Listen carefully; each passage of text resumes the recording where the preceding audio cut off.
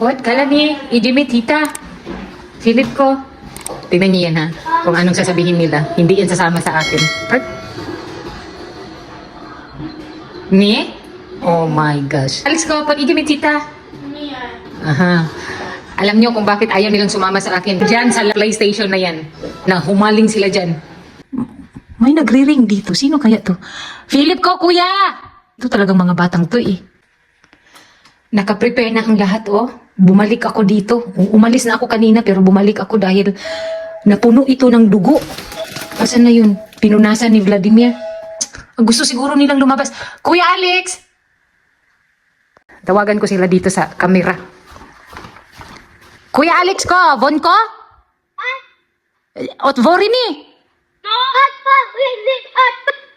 Ay, ipa-open daw nila yung gate. Ayun, lumabas na. Gidimas, chapitso, Philip ko. You can see me here. I don't have chapitsu. Ano? I-check ko pala di ang aking scooter kasi napuno ito ng dugo kanina.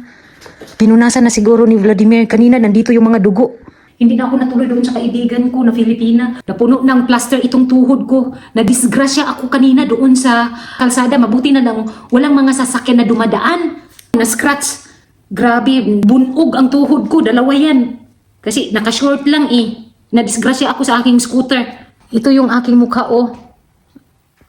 Grabe ang sakit. Dito dugo-dugo yan. Grabe pala kapag dito ang sugat no. Ay, ang sakit pati pala buhok ko. Lalagyan na. Ayan oh. Ang sugat ko oh. Yan. Mahapdi. Grabe. Sobrang hapdi ng aking sugat. Akala ko kanina malaki yung sugat dahil yung dugo tumutulo talaga siya. Ang tanga ko sobrang sakit. Ang dahilan kung bakit ako nadisgrasya is yung aking sombrero. Ito ang dahilan kung bakit ako nadisgrasya. Suot ko ito kanina, nakaganyan yan. Pag-drive ko ng scooter, parang nilipad ng hangin, tapos hinawakan ko. So, di bali, isang kamay lang nakahawak sa scooter. Nakaandar na yung scooter. Nako, na out of balance ako, kaya ako nadisgrasya. Buti na lang kamo, ang sugat wala sa mata ko. Grabe kanina, para akong na-shock na iwan. Ewan ko kung may nakakita sa akin doon sa harap mismo ng old house nila Bianan. Dito lang sa labas namin dito. Sobrang hapdi ng aking mukha. Grabe. Hanggang ngayon, oh, ganito pa pala madisgrasya. Kaya ito ang dahilan na hindi ako natuloy doon sa kaibigan ko. Ito nang suot ko, papunta sana doon kina Barbie. Dito ako worried dahil yung aking mahiwagang salamin, basag ang aking eyeglasses. Lens nito naiwan doon sa kalsada. Basag siya dito oh. Kala ko yung bubog ng lens napunta sa mata ko. Thanks God, wala naman. Lesson to learn to sa akin. Next time, hindi na dapat magsuot ng sombrero. Hindi na may tsura. Ito pa naman ang pinakagusto ko dahil magaan lang. Eyeglasses. Bibili ako nito ulit. Magtanong ako doon sa binilhan ko nito. Baka meron pa silang ganitong style. Ito yung pinakagusto ko. Kaya nga hindi ko tinapon to eh. Kahit basag na. Baka magawan pa to ng paraan. Nagulat tuloy si Vladimir kung ano daw nangyari sa akin. Sabi ko sa kanya, nadisgrasya ako.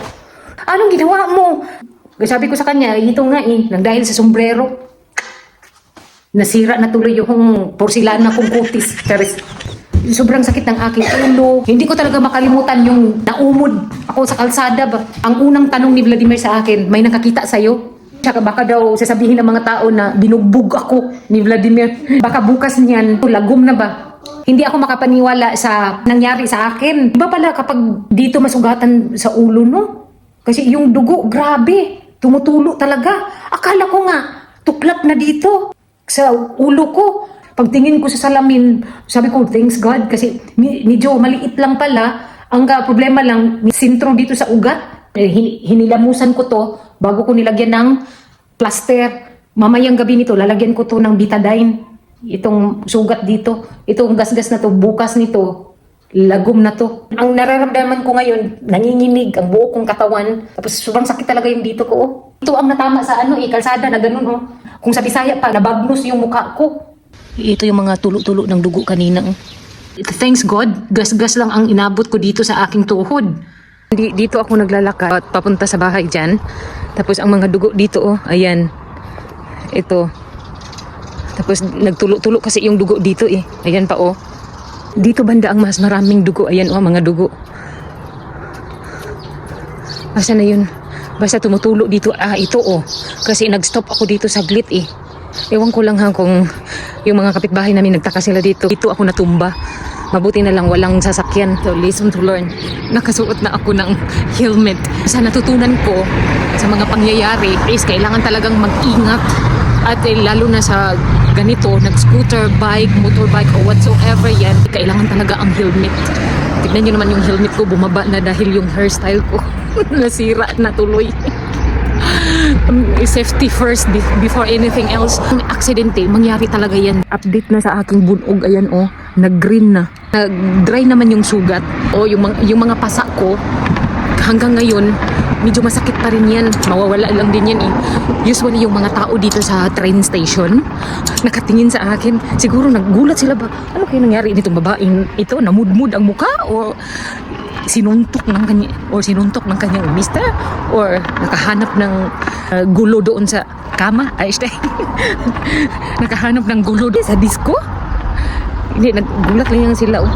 Pero nawawala naman. Yung mga pasa lang ang halata. Yan na lang naiwan. Hayaan mo na yan.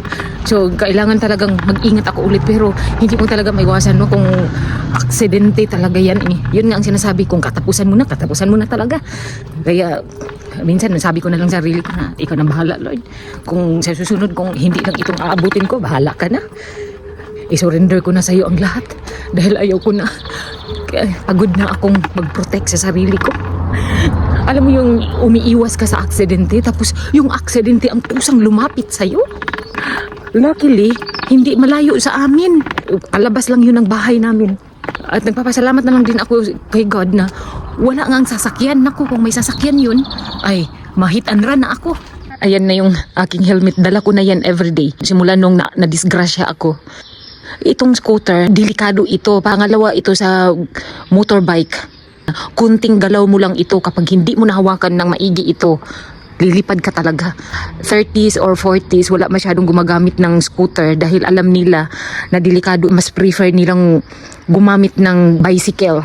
Ito kasi sa akin advantage kasi aside sa maliit, mas madali sa akin. Nadadala ko ito sa work. Di ako nagbabayad nito sa train. Ang bike kasi, may bayad yun 3 or 4 euros. Ito naman kasi wala. Dahil folded yan. Ang ayaw ko lang talaga sa helmet, nahisira yung aking hairstyle. Mas importante pa yung hairstyle, Mards, kaysa safety mo. Ay, huwag ka nang mag-scooter. Maglakad ka na lang. Sana Lord hindi na maulit yung disgrasya na yun. Update po sa room ng St. Michael Hotel. Yung pillowcase na ito, ayaw ko yung kulay niya. Kaya wala na akong magagawa eh. Binili na ni boss ito. Tapos ito ang style na ginawa ko. Ewan ko kung maganda ba to o yung nakaraan. Sa previous vlog ko kasi mayroon ganito ang setup niya, kaya lang cover lahat. Mas maganda sana itong pilo na ito dapat nakatayo din para tatlo sila. Ginawa ko na lang butterfly dahil ang pilo na ito malamya. Ginamit ito ng guest, ginawa niyang unan. Ipalibasa naman kasi itong unan na ito flat, parang ilong ko na rin flat. Charis lang. Ipapakita pa ako sa inyo sa second floor. Ito na room ang may pinakamagandang kulay ng cover, pero iwan ko lang ha kung maganda ba ito para sa inyo. Ayan ang kulay niya oh. Pero hindi siya masyadong makikita. Medyo mahal pa naman to. Ano sa tingin niyo yung kulay niya?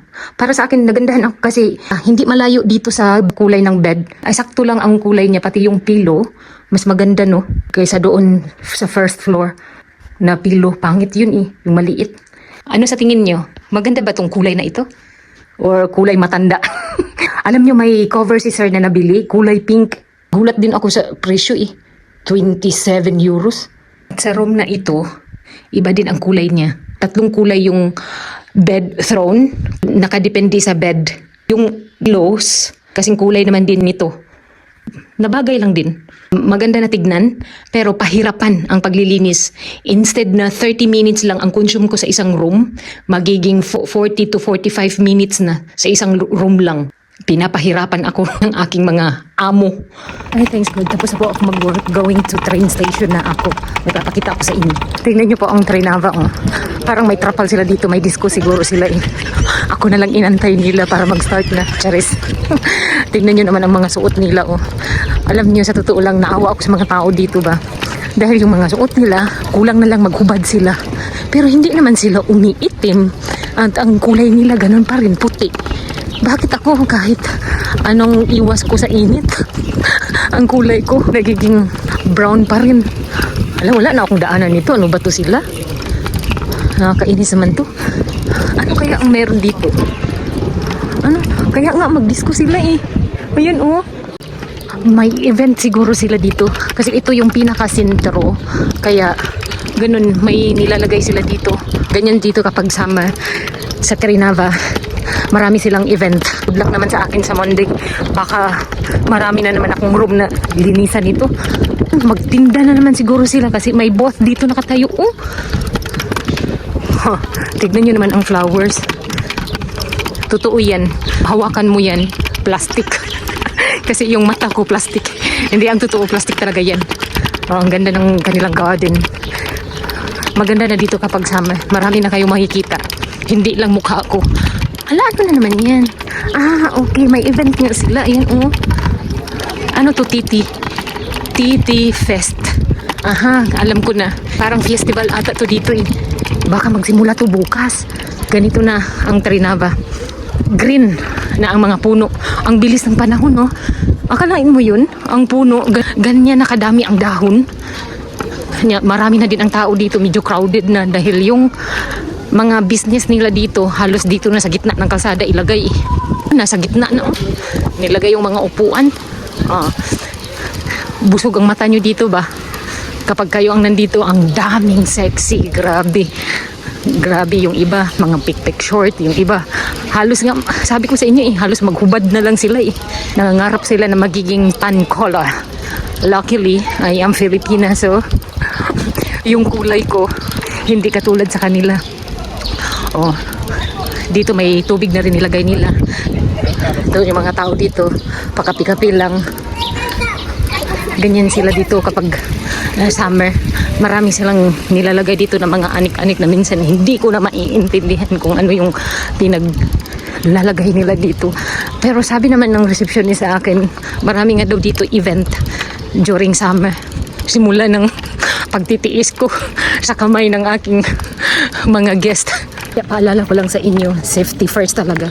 Huwag niyo akong tularan ha, na saka lang ako nag-helmet na disgrasya na. But anyway, hanggang dito na lang. Thank you so much. God bless and see you in my next vlog. Bye, yours!